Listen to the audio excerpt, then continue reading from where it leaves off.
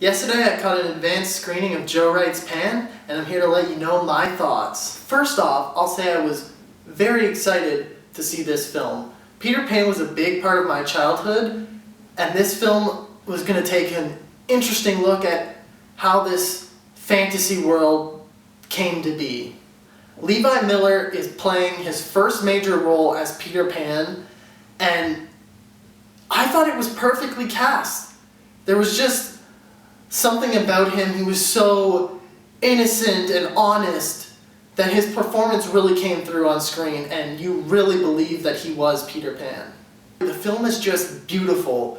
There's an amazing contrast between the dark and dingy London setting during the war and the pirate mines, compared with the wonderful jungle and beautiful costumes, the colorful indigenous people. It's just very eye-popping.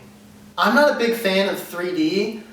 It feels very gimmicky, and there was a little bit of that in Pan, but overall I felt it was worth seeing in Ultra AVX. The 3D really brings you into the film, and when things pop out at you, you just go, whoa!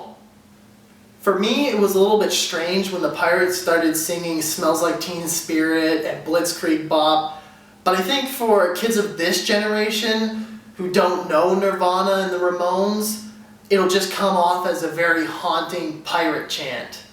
The film gave me everything I wanted. It teased the crocodiles, Tinkerbell, and the Lost Boys, and it really got me excited for the possibility of a sequel. The film only really covers how Peter gets to the island and becomes Peter Pan.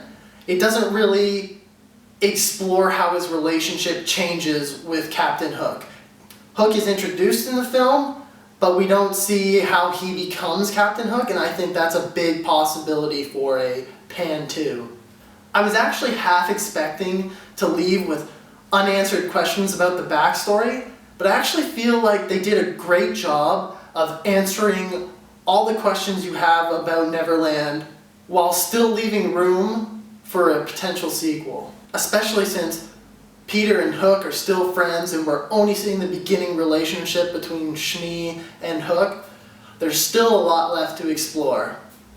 I highly recommend seeing this film, especially during the month of October when there's a lot of scary movies coming out. It's one of the only films that's fun for the whole family.